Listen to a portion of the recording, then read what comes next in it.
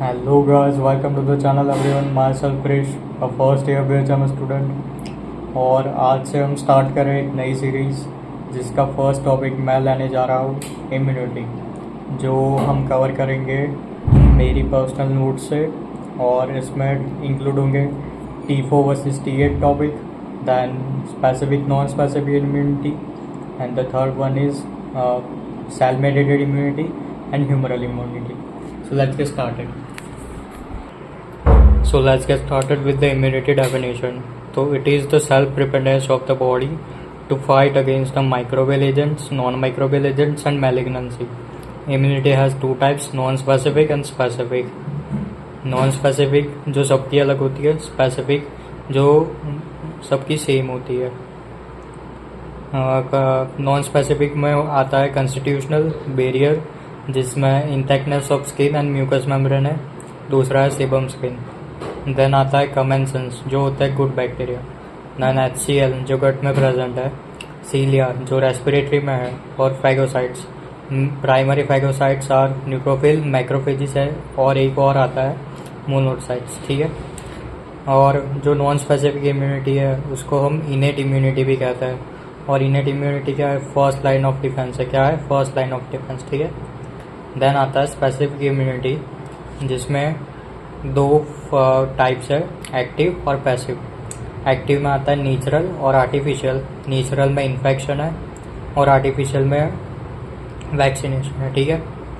और इसके और दो सब टाइप्स आता है, जो है ह्यूमरल और cell mediated.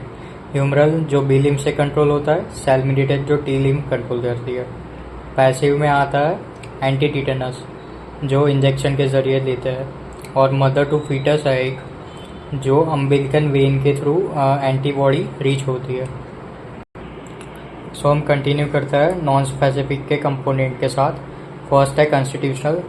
Some people are more prone to certain infection due to the genetic makeup. कई लोगों का जेनेटिक मेकअप ऐसा होता है कि वो लोग ही पर्टिकुलर किसी इन्फेक्शन के प्रति प्रोन होता है, मतलब उनको वो इन्फेक्शन हो सकता है. सब में नहीं होता, कोई पर्सन में होता है.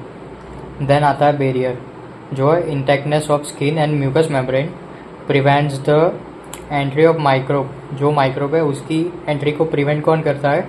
स्किन और म्यूकस मेम्ब्रेन. ठीक है. जो प्रेजेंट होता है सीबम, स्वेट और म्यूकस में, जो फॉर्म करता है एक लेयर. कहाँ पे लेयर फॉर्म करेगा? स्किन और म्यूकस मेम्ब्रेन में, जो एक्ट करेगा as a barrier. The third one is commensals. Commensals क्या था? Good bacteria. तो वही लिखा है मैंने कि prepare of good bacteria present on skin and mucous membrane. Present of HCl जो होता है स्टमक में. प्रेजेंट ऑफ सीलिया जो रेस्पिरेटरी में है. और आगे हम कंटिन्यू करता है. यहाँ मैंने वही लिखा है, professional phagocytes are neutrophils and macrophages. So next topic है पैसिव इम्यूनिटी. पैसिव इम्यूनिटी क्या होता है? जो हम रेडीमेड इम्यूनिटी बाहर से, that is given from outside in the form of antibody. Antibody के फॉर्म में हम जो भी बाहर से इम्यूनिटी देते हैं रेडीमेड, वो पैसिव है. ये कैसी होती है? शॉर्ट एक्टिंग होती है. कैसी होती है? Short acting. ठीक है. एग्जाम्पल्स क्या है? एंटी टिटेनस सीरा है, एंटी वेनम है, और तीसरा है मदर टू फीटस एंटीबॉडी, जिसमें ट्रांसमिशन होता है वर्टिकल या ट्रांसप्लेसेंटल भी उसको कह सकते हैं हम, जिसमें ट्रांसमिटेड थ्रू ब्रेस्ट मिल्क. कौन सी एंटीबॉडी होती है? IgA. ठीक है. देन है active immunity. Active immunity long lasting है और टाइम कंज्यूमिंग है. पैसिव कैसा था? शॉर्ट एक्टिंग थी और शॉर्ट टाइम में वर्क करती है, मतलब कम टाइम में ज़्यादा इम्पैक्ट, ऐसा है. एक्टिव इम्यूनिटी लॉन्ग लास्टिंग है और टाइम कंज्यूमिंग भी है. तो इसमें मैंने लिखा है कि in this type of immunity body takes active part in fighting with microbes by producing immunity और fighting themself, specially neutrophils, basophil और लिम्फोसाइट. ये सारे क्या है? ग्रेन्युलोसाइट है. क्या लिए? ग्रेन्युलोसाइट है सारे. Okay. Active immunity develop by 2 ways. Active immunity 2 ways में डेवलप होती है. एक, जब नेचुरल इन्फेक्शन हो, बैक्टीरिया, वायरस, फंजाई से, या दूसरा आर्टिफिशियल मेथड लाइक वैक्सीनेशन. अब है कि natural infection can produce severe inflammation but vaccines are developed in such a way that their pathogenesis is retained and virulence is destroyed. So vaccination produce minor infection. Vaccination minor infection produce कर सकता है। इसका मतलब क्या है कि inflammation होगा। Vaccine ऐसे बनी है कि उसकी पैथोजेनेसी ऐसी है कि वो रिटेन कर सकता है और विरुलेंस होता है, वो डिस्ट्रॉय है। कैसा है? विरुलेंस डिस्ट्रॉय है, मतलब और कोई वायरस जैसा प्रोड्यूस नहीं कर सकता। इसके लिए वैक्सीन की इफ़ेक्ट होगी पर माइनर इन्फेक्शन हो सकता है। देन है active immunity is 2 types, cell mediated and humoral, जो मैंने सब टाइप बताए थे आपको। So let's get started with cell mediated, mainly concern with T lymphocytes. In this type of immunity lymphocytes fight themselves, lymphocyte fight करता है। ये क्या है कि mostly responsible for protection against virus, fungi, TB, bacilli, graft reduction और transplant reduction और malignancy. उसके लिए कौन सी इम्यूनिटी वर्क करती है? Cell mediated. कौन सी? Cell mediated. ओके, अब हम नेक्स्ट देखते हैं humoral. Humoral is mainly concern with B lymphocyte, वो तो हमें पता ही है। वो रिस्पॉन्सिबल है for protection against bacteria and other antigens. Works by formation of antibodies, antibody formation होगा जिससे ये ह्यूमरल इम्यूनिटी वर्क करेगी। अब उसमें एजेंट जो रिस्पॉन्सिबल है स्पेसिफिक इम्यूनिटी रिस्पॉन्स के लिए, तो उसमें आता है lymphocytes, nature killer cells, macrophages है, मास्ट सेल्स है, एमएचसी है और एपी है। एमएचसी क्या है? मेजर हिस्टोकम्पेटेबिलिटी कॉम्प्लेक्स, और एपी क्या है? Antigen presentation. या हम एज एंटीजन प्रेजेंटेटिंग सेल भी आगे देखेंगे जो T4 और T8 मैकेनिज्म में आएगा। ओके, अब ये मैंने एक फ्लो चार्ट दिखा है जिसमें डेवलपमेंट ऑफ लिम्फोसाइट्स है। मतलब ये कैसे बनता है कि प्लोरीपोटेंट हीमोपोएटिक स्टेम सेल है जो बोन मैरो या ब्लड में प्रेजेंट है। उसका बाइफर्केशन होता है फ्यूचर बी लिम्फोसाइट और future T lymphocyte. Future B lymphocyte है वो लीवर और बोन मैरो में बनता है जहाँ वो डिवाइड और मैच्योर होगा। टी लिम्फोसाइट थाइमस में डिवीजन और मैच्योरेशन होंगे। दोनों इम्यूनो कम्पिटेंट बनेंगे जो दोनों स्मॉल होंगे पहले। अगर एंटीजन उसके कांटेक्ट में आएगा तो फाइनल मैच्योरेशन होगा और लार्ज बी और या टी सेल बनेंगे। सो उसमें हम फर्स्ट देखते हैं lymphocytes. Histologically lymphocytes are 2 types, small and large.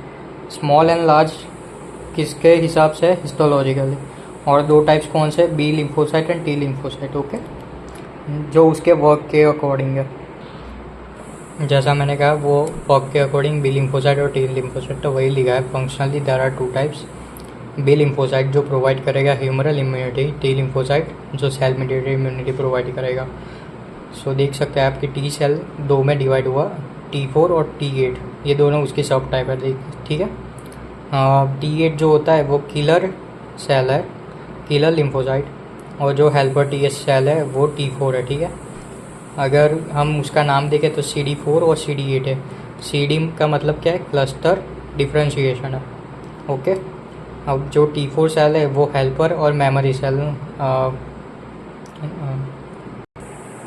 T4 के पास क्या होता है? हेल्पर और मेमोरी सेल होता है, जबकि T8 के पास साइटोटॉक्सिक, सप्रेसर और मेमोरी सेल होता है।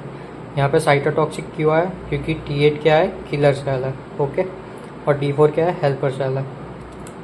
और आगे हम देखें जो हम एंटीजन का सब टाइप देख रहे थे उसमें नेक्स्ट क्या है? नेचुरल किलर, जो क्या होते हैं? लार्जर होते हैं, non B non T lymphocyte. वो बी भी नहीं है और टी भी नहीं है। ठीक है, एग्जाम्पल क्या है? ट्यूमर मैलिग्नेंसी, वायरस इन्फेक्शन और ग्राफ्ट रिजेक्शन। ग्राफ्ट रिजेक्शन कब होता है?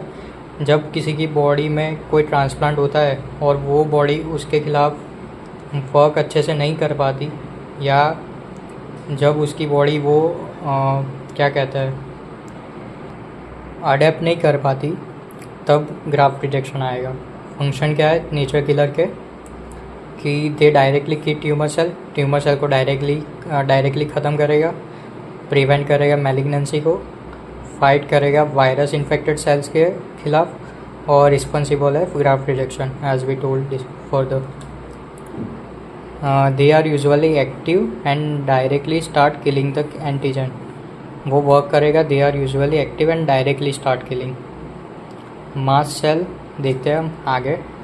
तो मास्ट सेल क्या है? Usually responsive during allergic response in allergy IG level rises, they bind to the receptor of mast cell and degranulate करेगा मास्ट सेल रिलीजिंग हिस्टामिन। ये कहना क्या चाहता है कि मास्ट सेल रिस्पॉन्सिबल किस में है? एलर्जिक में, ठीक है। एलर्जी में मेन मास्ट सेल वर्क करेगा। तो क्या होगा कि इन एलर्जीज IG लेवल राइज करेगा और रिसेप्टर मास्ट सेल का बाइंड करेगा और डीग्रेनुलेट होगा। मतलब यहाँ पर मास्ट सेल है, ये देख सकते हो आप, उसके ऊपर रिसेप्टर है।